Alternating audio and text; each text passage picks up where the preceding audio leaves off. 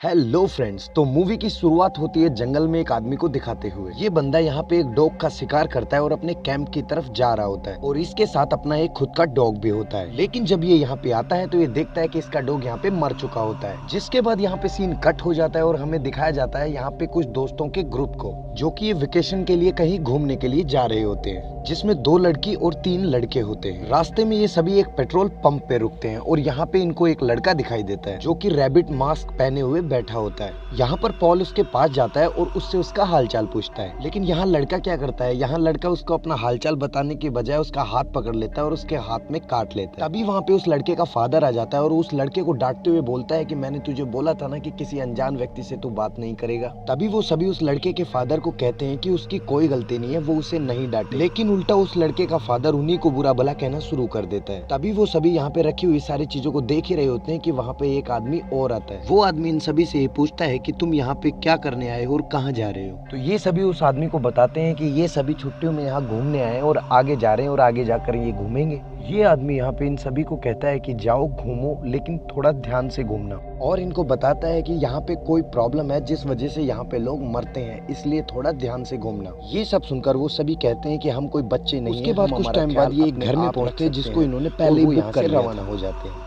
उसके बाद कुछ टाइम बाद ये एक घर में पहुंचते हैं जिसको इन्होंने पहले ही बुक कर लिया। जैसे ही वहाँ पे पहुंचते हैं उस घर को देखकर कहते हैं ये घर तो बहुत अच्छा है, लेकिन कुछ टाइम के बाद जब ये अपना फोन चेक करते हैं तो इनको पता चलता है कि वहाँ पे इनके मोबाइल पे कोई नेटवर्क नहीं आ रहा। इसके बाद एक कपल यहाँ पे इंटीमेट होना स्टार्ट हो जाता है जिसका नाम होता है जेफ और मर्सी, और दूसरा कपल यहाँ पे स्विमिंग करने के लिए आ गया होता है जिसका नाम होता है क्लेयर और पॉल। यहाँ एक अकेला पंछी भी होता है जिसका नाम होता है बर्ड। ये यहाँ पे बिल्कुल ये अलग टाइप का बंदा होता है। ये यहाँ पे एक गन लेके अकेला ही जंगलों में चला जाता है।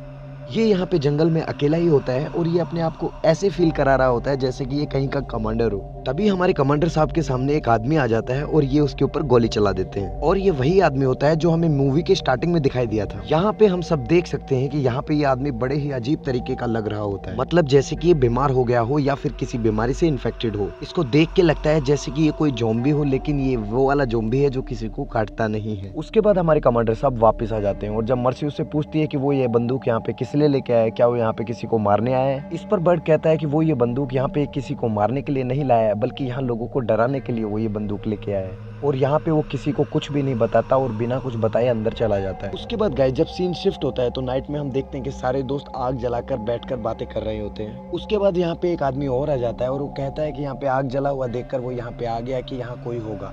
उस आदमी के पास अपना एक डॉगी भी होता है। अभी ये यहाँ पे सभी बैठ के बातें कर रहे होते हैं कि आसमान में तेज तेज बिजली कड़कने लगती है। उसके बाद वो आदमी कहता है कि अब उसको शायद जाना होगा, क्योंकि अगर बारिश आ गई तो उसका बाहर रखा हुआ घर के जितना भी सामान है वो सारा भीग जाएगा।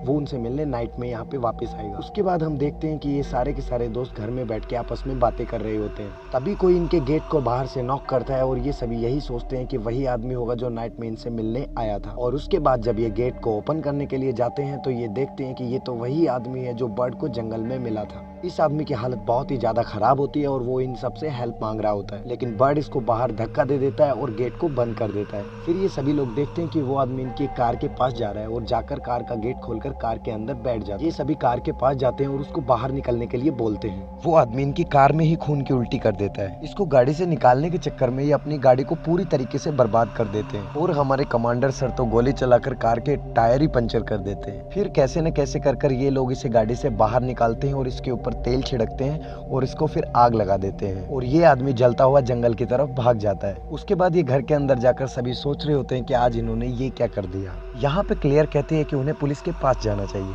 लेकिन जेब उसे बताता है कि गाड़ी तो खराब है, हम पुलिस के पास कैसे जाएंगे। सुबह उठते ही हम गाड़ी को ठीक करेंगे और उसके बाद हम पुलिस के पास जाएंगे। सुबह होते ही मर्सी हेल्प की तलाश में निकल जाती है। वहाँ रिवर में एक नाव होती है और उस नाव में बैठ के वो हेल्प मांगने चली जाती है। उसके बाद हमें एक अलग ही सीन दिखाया जाता है।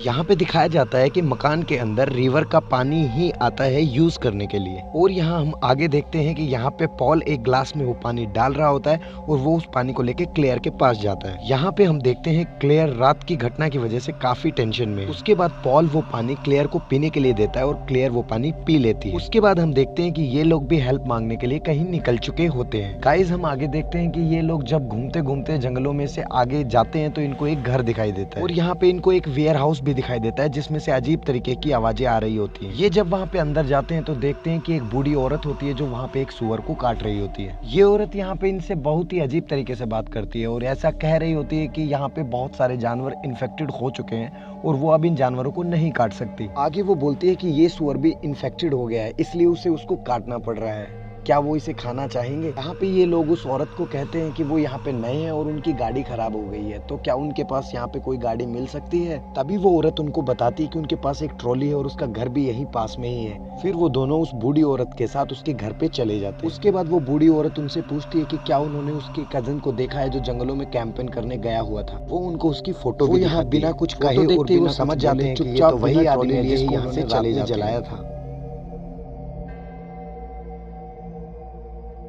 उसके बाद वो देखते हैं कि मर्सी भी आ गई होती है और वो बताती है कि उसे कोई हेल्प नहीं मिली। अभी वहाँ पर एक पुलिस इंस्पेक्टर आती है और वो पॉल के पास आकर पॉल को कहती है कि लगता है तुमने रात को यहाँ पे बहुत ज्यादा पार्टी की है। लेकिन पॉल यहाँ पे उसको सारी की सारी बातें बिल्कुल सच सच बता देता है। पॉल यहाँ इंस्पेक्टर को बताता है कि रात में उस आदमी ने हम सब दोस्तों पर हमला किया और हमसे हमारे बचाव में जो कुछ भी हुआ वो हमने किया। पॉल बताता है कि हम रिपोर्ट करने भी आने वाले थे लेकिन हमारी गाड़ी खराब होने की वजह से हम नहीं आ पाए। उसके बाद पॉल इंस्पेक्टर को कहता है कि आप हमारी कुछ हेल्प कर दीजिए, अगर आपके पास कोई कार हो तो हमें दे दीजिए ताकि हम हमारे घर जा सकें। इस पे इंस्पेक्टर उसको कहते हैं कि उसके पास एक कार है, वो यहाँ से जाएगी तो उसको कार भेज देगी। उसके बाद वो सभी मिलकर अपनी ही गाड़ी को ठीक करने की सोचते हैं। इसके बाद हम देखते हैं कि वहाँ पे एक कुत्ता आ जाता है और ये वही कुत्ता होता है जो पिछले रात उस आदमी के साथ आया था। उनको यहाँ पे इस कुत्ते की हालत बिल्कुल भी ठीक नहीं लगती है और ये कुत्ता उनके ऊपर भौंकने लगता है। तभी वहाँ पे मर्सी आ जाती है और गन फायर करके उस कुत्ते को यहाँ से भगा देती है। उसके बाद हम देखते हैं कि ये आपस में बैठकर बातें कर रहे होते हैं और तभी जेफ कहता है कि उसे लगता है कि यहाँ पे कोई बीमारी है। उसके बाद जेफ कहता है कि उसे लगता है कि ये बीमारी उसी आदमी ने फैलाई है जो रात को आया था और जिसके पास उसका कुत्ता था। फिर ये सभी अपने कार के पंक्चर को ठीक करने के लिए यहाँ बैठे होते हैं। तभी पीछे से वही डॉगी आ जाता है और इन पर हमला करने की कोशिश करता है और इन पर भौंकने लगता है।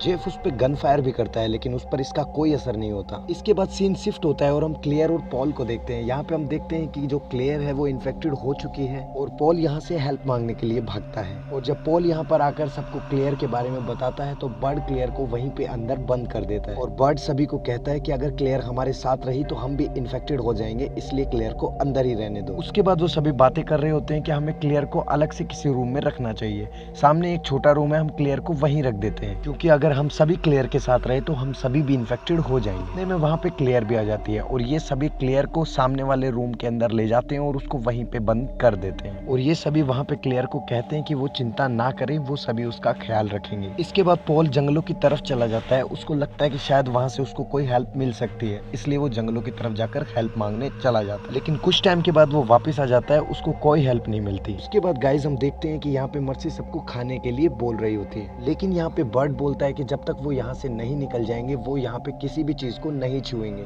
ना यहाँ पे कुछ खाएंगे और ना ही यहाँ पे कुछ पिएंगे। बर्ड कहता है क्या पता है खाने और पीने से ही फैलता हो। लेकिन कुछ टाइम बाद हम देखते हैं कि बर्ड तो पानी पी लेता है। अब बर्ड के साथ क्या होगा ये तो हमें आगे मूवी में ही पता चलेगा। कुछ देर बाद ये लोग देखते हैं कि जिस रूम में क्लेयर को रखा गया है वहाँ पे वही डॉग आ गया है जो कुछ टाइम पहले आया था।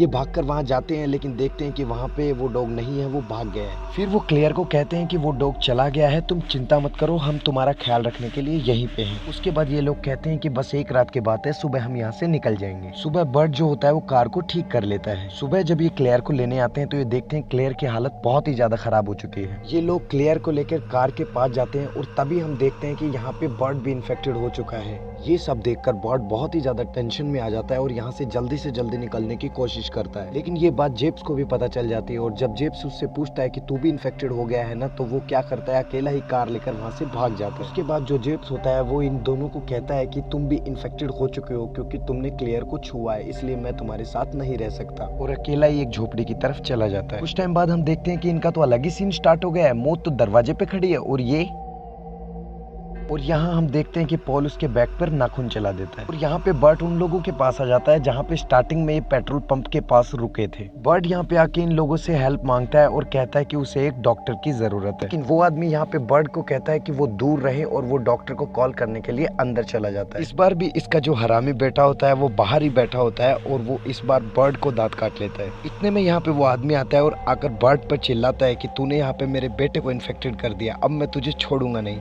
और वो गन लाकर बर्ट पर फायर करने लग जाता है। बर्ट यहाँ से अपनी जान बचा के भाग जाता है और फिर ये दोनों बात करते हैं कि ये लोग इन्फेक्टेड हैं, हमें इनको मारना पड़ेगा वरना ये लोग यहाँ पे इन्फेक्शन फैला देंगे। इसके बाद ये बंदूक लेके बर्ट की कार का पीछा करने लग जाते हैं और अनफॉर्चुनेटली बर्ट की कार खराब हो जाती है और उसको जंगल में भागना पड़ता है। इसके बाद हम मर्सी को देखते हैं, वो टब में बैठ के मस्त नहा रही होती है, लेकिन तभी हम देखते हैं कि उसके भी पीठ के ऊपर इन्फेक्शन फैल रहा है, क्योंकि जब मर्सी पॉल के साथ इंटीमेट हो रही थी तो पॉल ने इसकी पीठ पर नाखून कर दिया था और अब ये पानी में बैठकर नहा रही है। और गाइस ये जो इन्फेक्शन है ये इस वक्त पानी से ही फैल रहा था। आप जब वीडियो को एंड तक देखोगे तो आपको पता चलेगा कि ये इन्फेक्शन पानी से कैसे फैल रहा है। गाइस यहाँ हम पॉल को देखते हैं और यहाँ पे पॉल अपनी गर्लफ्रेंड को यहाँ पे ढूंढ रहा होता है, तभी अचानक रिवर में से वही आदमी निकलता है जिसको इन्होंने स्टार्ट में आग से जलाया था।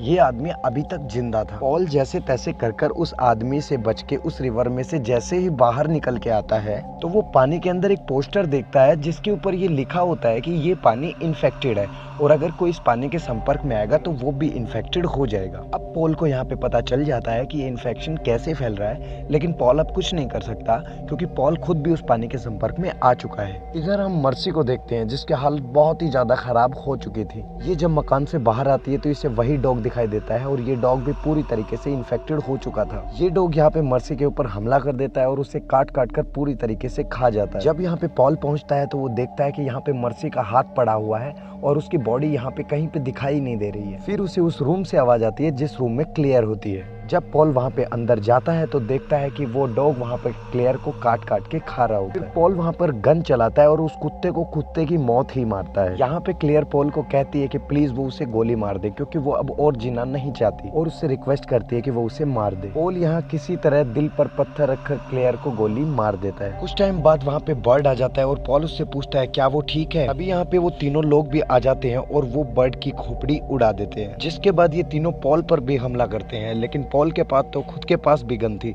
इसलिए पॉल उन तीनों को ही उड़ा देता है और 3 समाज सेवियों का एक साथ अंत हो जाता है। उसके बाद पॉल इन तीनों की गाड़ी लेकर वहां से निकल जाता है। थोड़ी देर बाद आगे चलने के बाद पॉल को पता चलता है कि वो भी इन्फेक्टेड हो चुका है क्योंकि वो भी पानी के अंदर गया था और फिर वहां पे पॉल की कार का एक्सीडेंट हो जाता है और जहां पे उसकी कार का एक्सीडेंट होता है वहां पे पॉल देखता है कि वो पुलिस इंस्पेक्टर वहीं पे होती है। पॉल उस इंस्पेक्टर को बोलता है कि तुम तो हमारे लिए कार भेजने वाली थी, फिर तुमने कार क्यों नहीं भेजी। तभी वहाँ पे उस इंस्पेक्टर के बॉस का कॉल आता है और वो कहता है कि उधर केविन की तरफ कुछ लोग गए हुए हैं और वो इन्फेक्टेड है तो तुम उन्हें मार दो। यहाँ पे पॉल उस इंस्पेक्टर को कहता है कि वो उसे ना मारे बल्कि उसकी हेल्प करे। फिर वो इंस्पेक्टर पॉल को कहती है कि ठीक है वो उसे नहीं मारेगी और उसे एक शॉर्टकट रास्ता बताती है और कहती है कि इस शॉर्टकट रास्ते को लेकर तुम सीधा मेन रोड पर पहुंच जाओगे। लेकिन कुछ दूर चलने के बाद पॉल को पता चल जाता है कि उस पुलिस इंस्पेक्टर ने उसके साथ झूठ बोला था और इधर कोई भी शॉर्टकट रास्ता नहीं। कुछ देर बाद हम जेब को देखते हैं और ये यहाँ पे उसी मकान के पास आया हुआ होता है। यहाँ पे आके ये देखता है कि यहाँ पे तो हर तरफ लाशें ही लाशें हैं और यहाँ पे ये मर्सी का हाथ भी देखता है और फिर ये यहाँ पे चिल्लाते हुए बोलता है कि मैंने तुम लोगों को कहा था कि इन्फेक्टेड लोगों को मत छुओ, लेकिन तुम लोगों ने नहीं माना। देखो मैं इन्फेक्टेड नहीं हुआ। तभी ये अपने हाथ को देखता है और ये पाता है कि वो भी इन्फेक्टेड हो चुका है। तभी वहाँ पे पुलिस इंस्पेक्टर आती है और उसको पीछे से गोली चलाकर शूट कर देती है। फिर यहाँ से सीन शिफ्ट होता है सीधा जंगलों की तरफ और वहाँ पे हम पॉल को देखते हैं। यहाँ हम देखते हैं कि पॉल मर चुका है